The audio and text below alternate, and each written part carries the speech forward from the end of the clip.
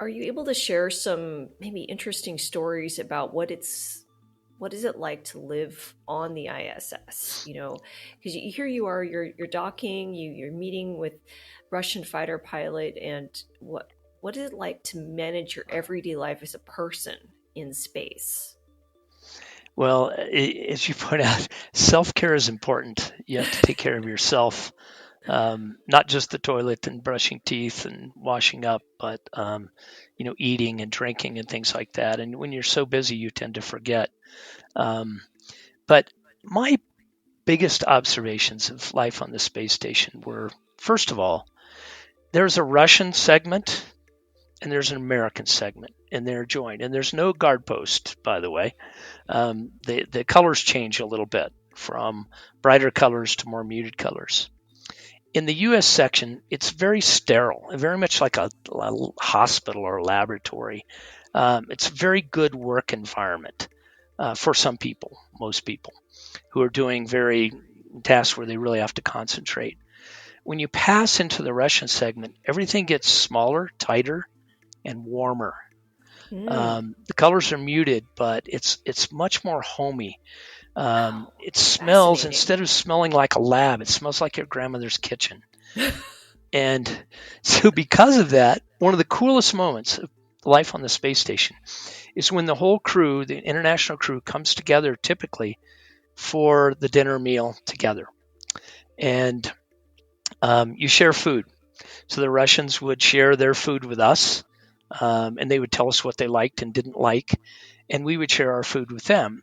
And so while everyone has their own meal package, everyone would share, and you would all float around the table and tell stories about you. This is the one time of the day that I found you could relax and be very human. You would tell stories about your family and where you grew up, and your thoughts about life. But very, very cool time when we did it most every night while I was docked. So I had about 20, 18 or 20 days total docked to the space station, and and that's one of my most powerful memories.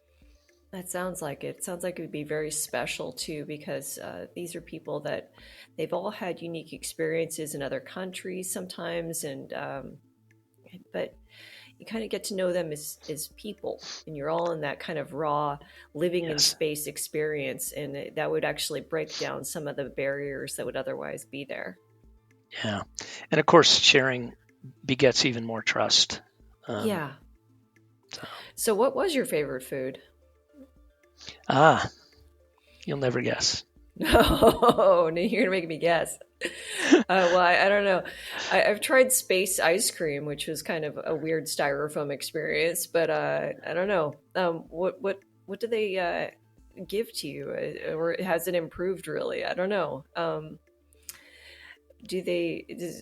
Are there? Is it in tubes like Capri Sun packets? I don't know. No, No, it's no. Well, first of all, there's no space ice. There's no freeze dried ice cream in okay space. because it would probably be Yeah, crumbled and it would float off and get into everything, yeah, right? yeah, exactly. So, Food comes packaged basically three ways. It's either in a silver pouch, it's thermal irradiated, so it can last without refrigeration. And we have things like chicken breasts and steaks and stuff like that in there. Um, there is stuff in just dry packets, and then there's stuff in um, little plastic bags with a nozzle on them that you rehydrate. So you push the plastic thing onto your needle where the water comes out. You dial up the amount of water and it injects water into that bag of the correct amount. There's some really, really good foods that the people at NASA have developed and the Russians have developed as well. Imagine borscht, a beautiful, wonderfully I love tasting borscht. soup Yeah. that you just inject water into. Um, and there's a couple of things you wouldn't expect. Freeze dried shrimp cocktail. See, that's one of the favorites of astronauts.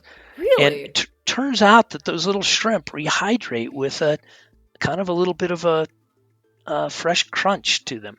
That kind of, when you bite into a shrimp. Um, and I think the biggest thing is the sauce is just very strong. And so Yeah, the sauce is Everyone a little enjoys that. spicy. Oh, okay. I think during my years, the second favorite food was a cherry blueberry cobbler that was out of this world, spectacular.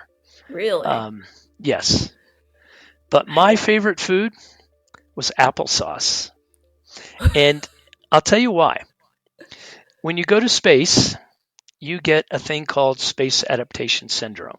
Everyone gets it to different levels, whether you're a fighter pilot or a chemist or an oceanographer, it doesn't Yeah, yeah, matter. yeah. It's very much like seasickness. It's malaise, nausea, but with one additional bad thing, typically a bad backache. Mm. And so the nice thing about applesauce is not only is it easy, you just grab the packet, rip the corner off, and squeeze it in your mouth, but it's really good if you're nauseous, right? It's a really good food to put in your stomach if you're feeling nauseous.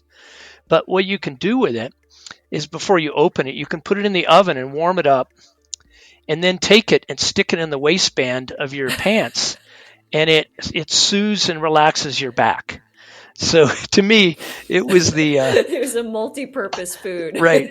It was like the chicken soup for space sickness. I'd warm my back with it, relax my back, and then I'd eat it, and it would help nausea. Um, Oh yeah. gosh. No, you with the nausea, I remember one of our past conversations you talked about like even NASA had come to terms with this problem and had designed specific bags to deal with it. There was like Velcro, and maybe we won't talk about that because it is maybe a little gross, but it was just sort of I don't know.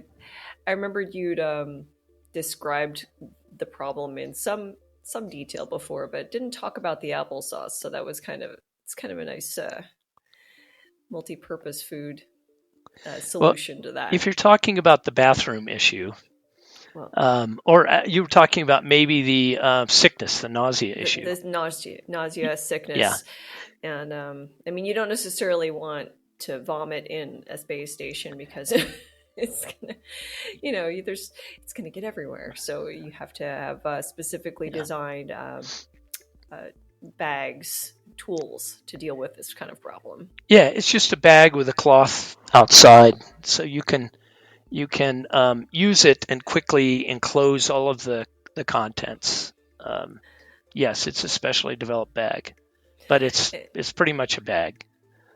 yeah, yeah. All right. But anyways, yeah, switching gears a little bit because sorry I went off in that direction because it was sort of we were talking about the applesauce. I don't know. I felt Well, like that's another reason to eat applesauce, right? If it's going the other way, it's not that bad. no, it's not. It's Right. less hard on your on your system.